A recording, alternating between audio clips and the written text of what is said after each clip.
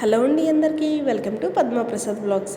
ఈరోజు నేను కోడిగుడ్లు పులుసు చేశానండి. అబ్బా, ఎంత బాగా వచ్చాయో తెలుసా ఈ కోడిగుడ్లు పులుసు. నాకైతే వేడి వేడి అన్నంలో 2 గుడ్లు వేసుకొని ఒక పట్టు అసలు అలా పట్టేశానండి. కడుపులో పడుంటుందని. నిజంగా అండి, పుల్ల పుల్లగా కారం కారంగా ఈ కోడిగుడ్లు పులుసు అసలు ఎంత రుచిగా ఉందో.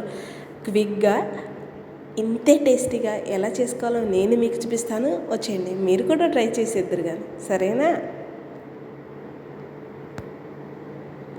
కోడిగుడ్లు 6 తీసుకున్నానండి. చక్కగా పొయ్యి మీద పెట్టేసేసి గుడ్లు మునిగేదాకా నీళ్లు పోసుకొని కొంచెం రాళ్ళు ఉప్పు వేసి గుడ్లని చక్కగా ఒక 10 నిమిషాల పాటు ఉడకబెట్టుకుందాం.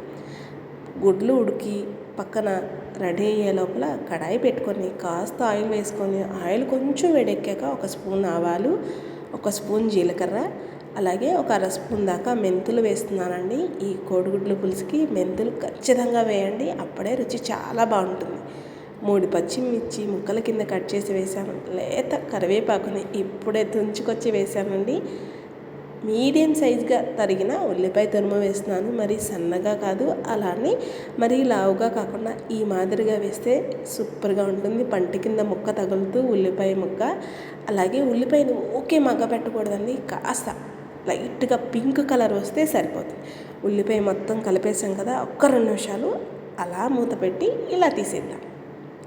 చూడండి, చక్కగా పింక్ కలర్ వచ్చేదాకా కాకపోయినా కాస్త మగ్గాయి కదా, ఒకసారి మొత్తాన్ని కలిపేసేసుకొని ఇప్పుడు దీంట్లో ఒక మీడియం సైజ్ టమాటాని మీడియం సైజ్ ముక్కల కింద కట్ చేశాను, అలా వేసేద్దామండి.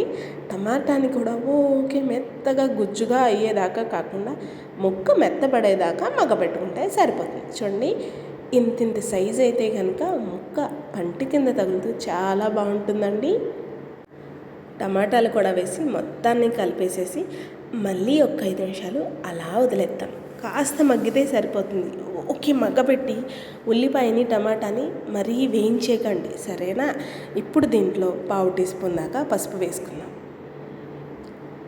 రుచికి సరిపడా ఉప్పు వేసేసుకుందామండి.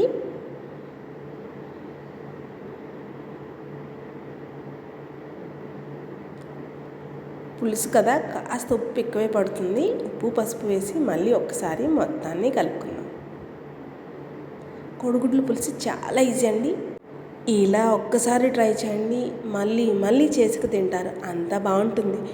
మొత్తం కలిపేసాం కదా, ఇప్పుడు దీంట్లో రుచికి సరిపడా కారాన్ని కూడా వేసేసుకుందాము.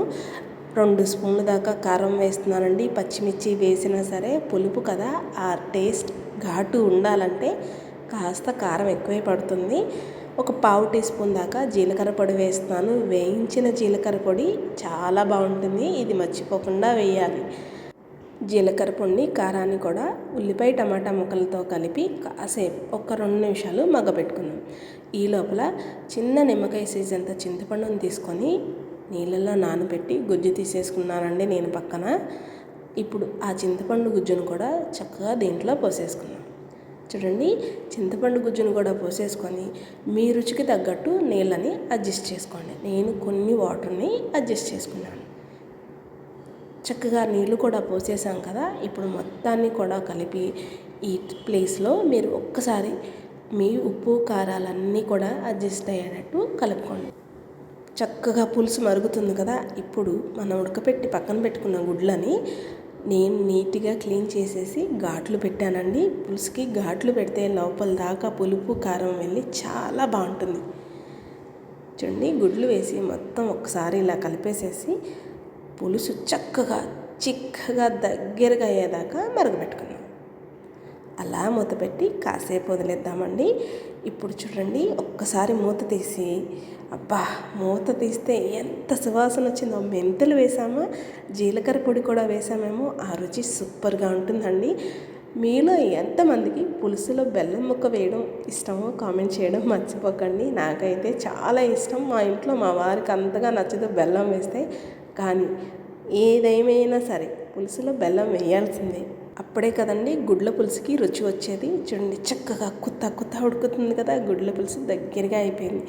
ఇప్పుడు ఫైనల్ టచ్, పైన కొంచెం కొత్తిమీర జల్లి పొయ్యి కట్టేసేసి వేడిగా సర్వ్ చేసుకు తినండి. ఆహా, స్వర్గం అంతే.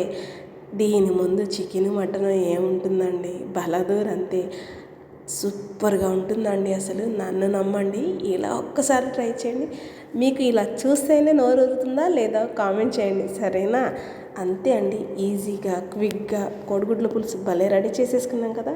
వేడి వేడిగా అన్నం వడ్డించుకొని వేడిగా 2 గుడ్లు వేసుకొని అలా తింటే అబ్బా చాలు, కడుపుకి భలే హాయిగా నోటికి కమ్మగా భలే ఉంటుంది. చూడండి ఎంత యమ్మీగా ఉందో.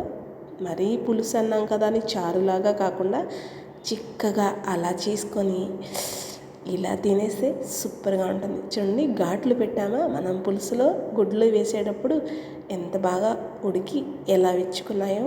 ఇలా చేయడం వల్ల పులుసు గుడ్ల లోపల దాకా వెళ్ళి చాలా బాగుంటుంది. నచ్చిందండి మీకు ఈ వీడియో? అయితే లైక్ చేయండి, మన ఛానల్ని సబ్స్క్రైబ్ చేసుకోండి. నేను మరిన్ని కొత్త వీడియోస్తో మీ ముందుకు వస్తూ ఉంటాను. అన్నట్టు మర్చిపోయాను, మీరు ట్రై చేస్తారు కదా ఈ గుడ్ల పులుసుని. ట్రై చేస్తే ఎలా వచ్చిందో కామెంట్ చేయడం మర్చిపోకండి. ఉంటాను మరి.